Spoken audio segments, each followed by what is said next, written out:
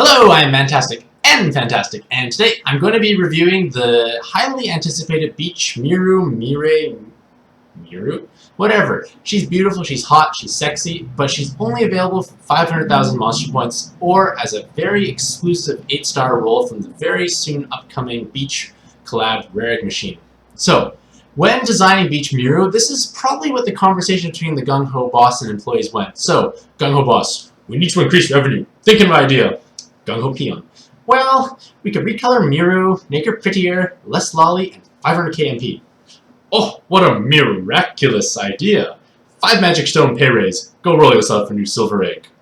Okay, maybe not quite like that. However, you can't deny that the power of Miru, whether it's light or water, has when tackling endgame content. I myself have cleared Arena 3 with Miru a couple of times, and Arena 3 is probably the hardest descent dungeon available currently, so Water Miru is equally capable, so I want to explore whether it's worth you purchasing for 500,000 monster points. So, the video is going to go there, and I write the articles before making these videos, so I can go off of them here. So, Beach Miru is the exact same as Light Miru. She has the exact same weighted stats, the same distribution, as well as Awakenings, except colored for water. And her active is the same. It's a 7 Heart Orb spawn, except from water, with a 7-second change the world on a 7-second cooldown. There was a pattern there. However, you are able to tap and hold down an orb, and you will cancel the change the world effect without triggering boss attacks. And in addition, when you make a heart cross, you get 49 times damage, 49 times attack multiplier, and 75% damage reduction, which means that you can deal high amounts of damage and effectively have 4 times the health and recovery because you're taking significantly less damage. If you do sweep a floor, your shield does carry over to absorb preemptives. However, if you don't get struck by a preemptive, you still benefit from the shield and the multiplier, which means that you're able to match non-heart crosses on the subsequent floor and deal damage if there is no preemptive. So, these are just some sample gameplay videos. The associated post this video goes along with will allow you to click on them. I'm not going to bother clicking on them. You can do that in your own time, as well as a link down here to visit the YouTube search bar that I've used to find Beach Miru clears. So, what are the pros of Beach Miru? Well, she has 1,000 weighted stats, which is a nice distribution between all 3, so she's not too health, attack, or recovery heavy. She's nicely distributed. She has 49 times attack multiplier, which I mentioned, and you're able to stack water row enhances, which leads to tremendously high damage. In addition, you have 75% damage reduction, and that carries over on a floor sweep, and it effectively acts as 4 times health and recovery, but you can survive gravity-based attacks, which is significant. For example, if your team is 25,001 health, you can survive 100,000 damage attack. Pretty miraculous, if I do say so myself. She's also unbindable, and you don't have to go through the hassle of evolving Miru. Like, Light Miru was one of the most challenging evolution paths to date, and you don't have to go through that hassle, and you don't have to go through the horrible skill up. It'll be just available in the Beach collab dungeon, so it's going to be very easy. Basically, you just get her open out of the box, ready to use. No effort required by comparison. And her active also guarantees you form your heart cross, and you can use it in conjunction with other orb changers. Your sub flexibility is very high. You can use essentially any water sub you have available, even those that break hearts, because you can combo them afterwards with another heart maker.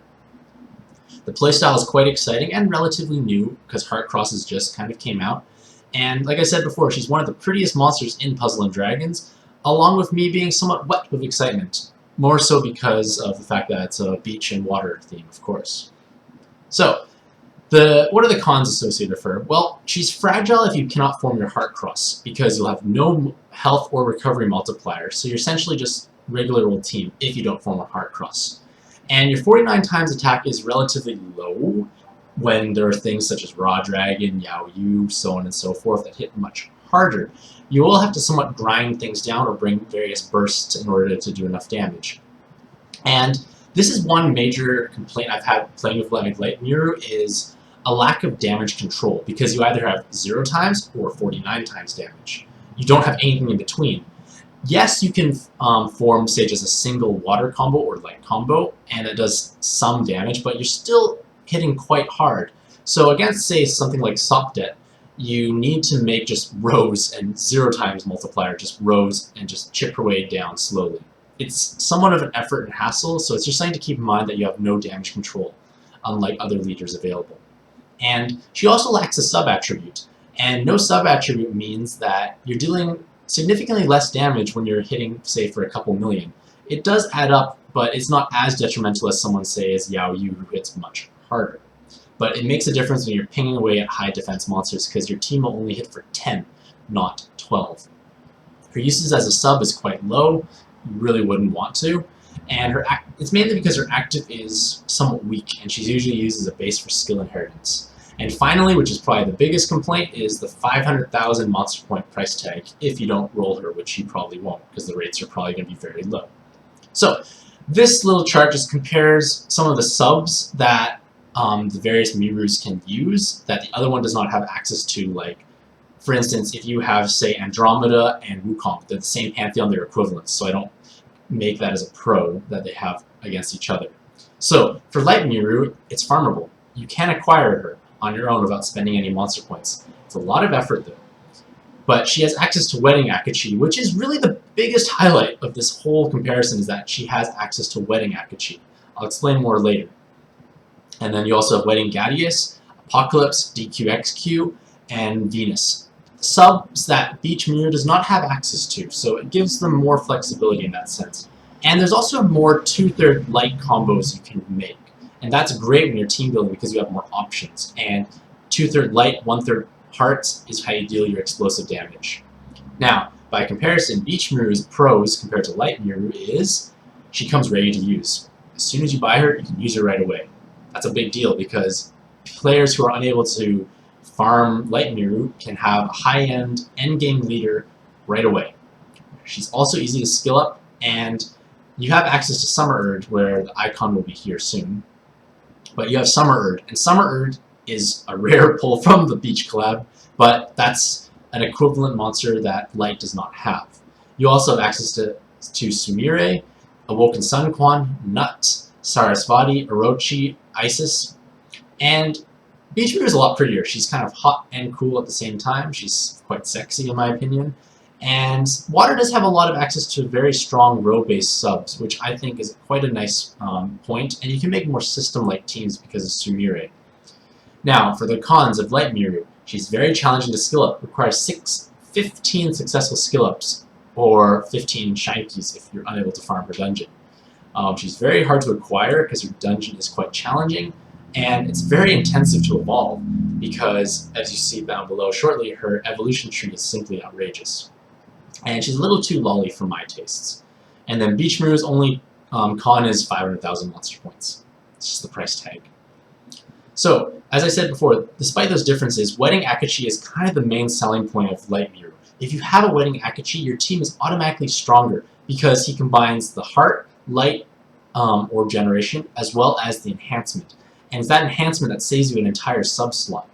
So, and you most likely have a Saria because she's a relatively common pull. So you'd have Saria active, and then Wedding Akachi, explosive damage, 2/3 enhanced light orbs, 1/3 hearts.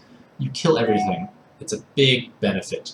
However, if you don't have Wedding Akachi, Light Miru does drop down significantly to be more on par with Beach Miru. And additionally, Light Miru needs a very challenging farming tree in terms of evolution. So, when you're comparing, say, like Beach Miru to other Monster Point cards such as Raw Dragon or Xiang Mei, Beach Miru's team building is much more flexible. Raw Dragon really fixates around having Dark Callies or Dark Callie style actives. That's really the crux of him.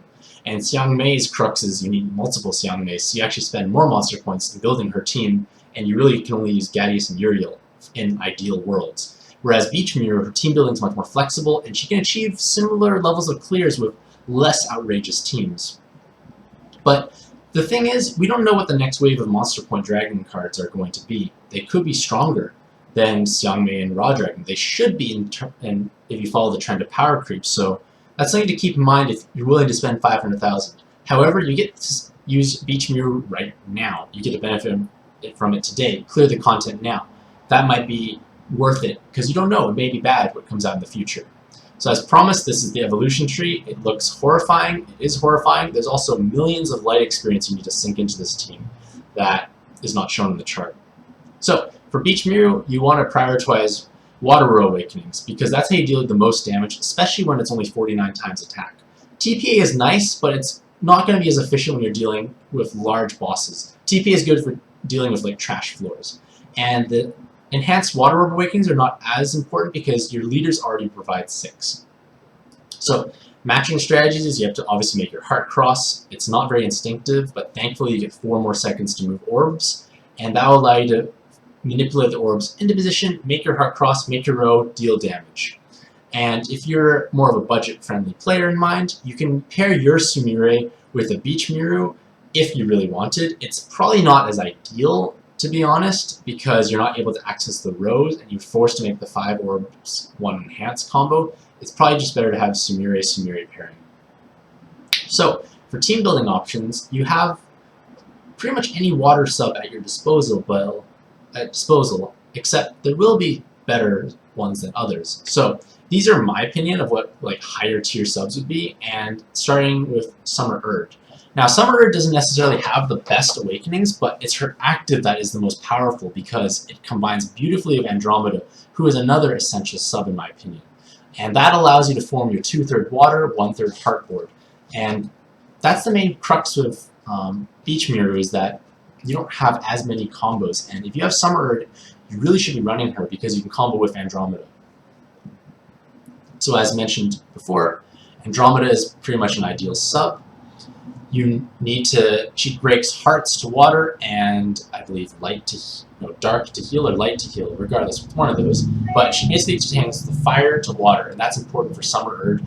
Or if you inherit Urd onto your Beach Miru, you can break and form your burst damage. She also has the Recover Bind Awakening, and that can be kind of like a budget bind clear if your other subs tend to get bound or your teammate gets bound. You can form the horizontal row of hearts, clear the binds. Next is Ryune, and she's like Summer Urd in the sense that she has modest awakenings, but she has less orb change combos. Like, she can use Hatsume or Yeshtola, however you want to pronounce it, to form your 2/3 water orb board. However, those two subs are not as ideal to run, and it's better if you have the Urd Andromeda combo. Beach Escalamari is just amazing. Any Escamali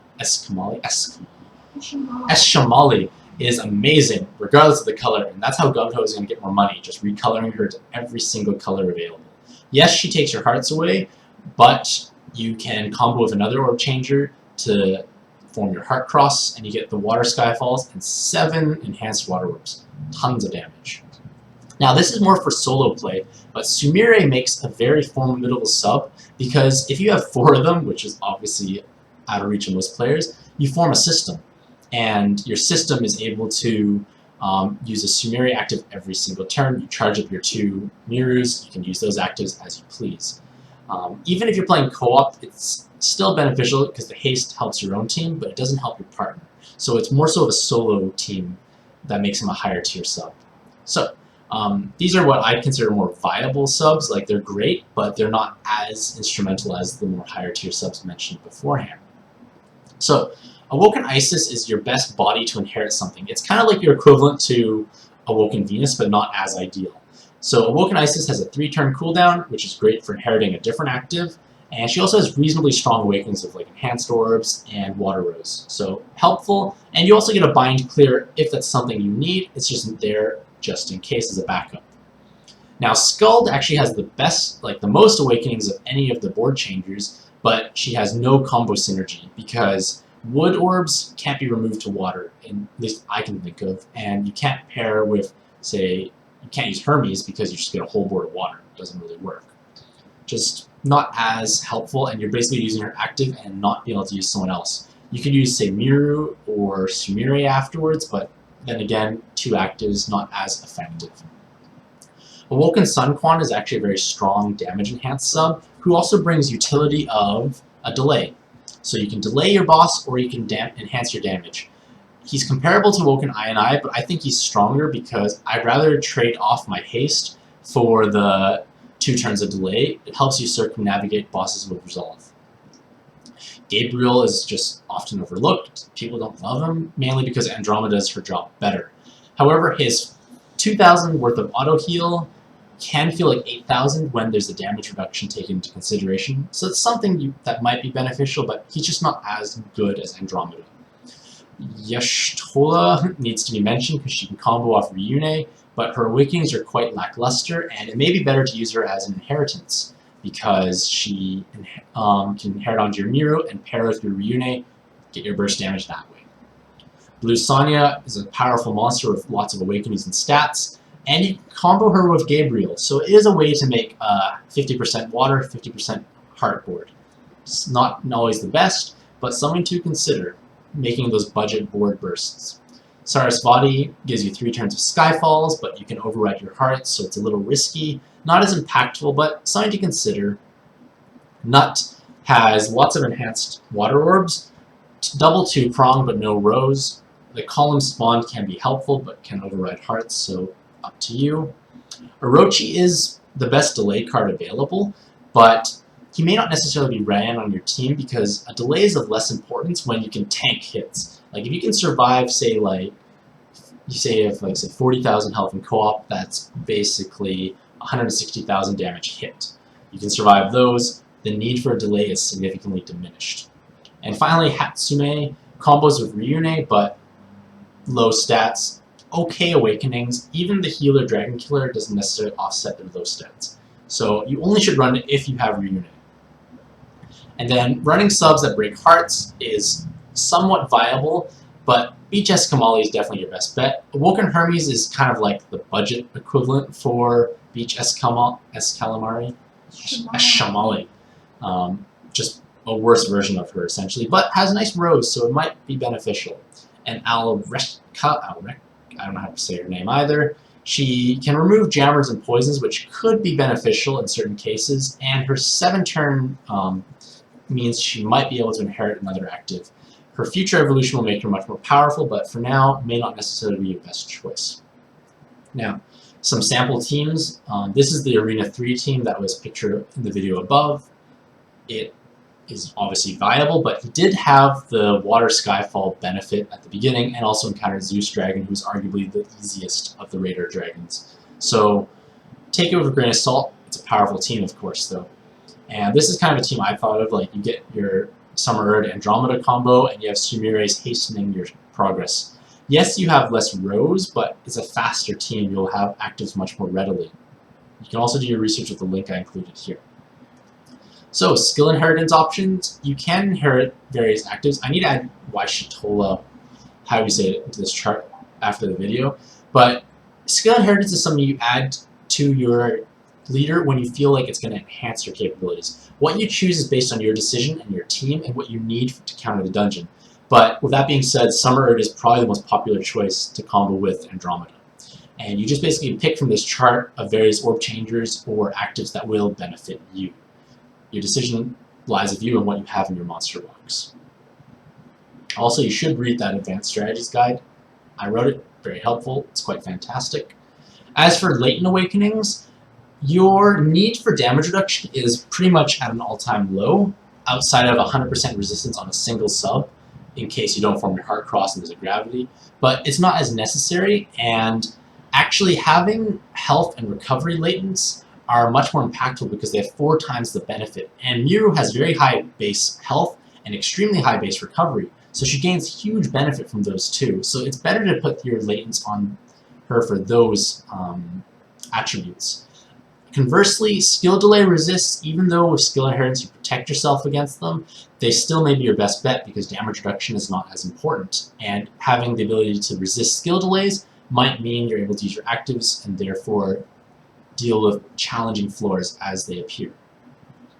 So, in conclusion, Beach Miru is basically just as powerful as Light Miru, except she doesn't have Wedding Akachi, which is the biggest problem. But if you don't have Wedding Akachi, she's basically on par. You have huge subpool to draw from. You can clear Arena 3 level content and obviously everything below. So you're able to basically acquire a true endgame leader for the small price tag of 500,000 monster points. So the decision remains to you. Like, do you think this is worth it? Like, will your box benefit enough, or can your progression be hastened significantly? Because you may not be able to farm your own like Miru. If you are able to, it may not be really worth the purchase because you already have the equivalent. But if you're, say, a lower ranked player and you happen to have lots of monster points, this might be worth considering because it will propel your game forward significantly. So let me know if you plan to purchase her or just get really lucky rolling her in the comments below. Subscribe to my YouTube, follow my blog. Like I said, this post that I'm reading off of will be in the video down below in the description, so I encourage you to read through it as well, and let me know what you think. And happy puzzling!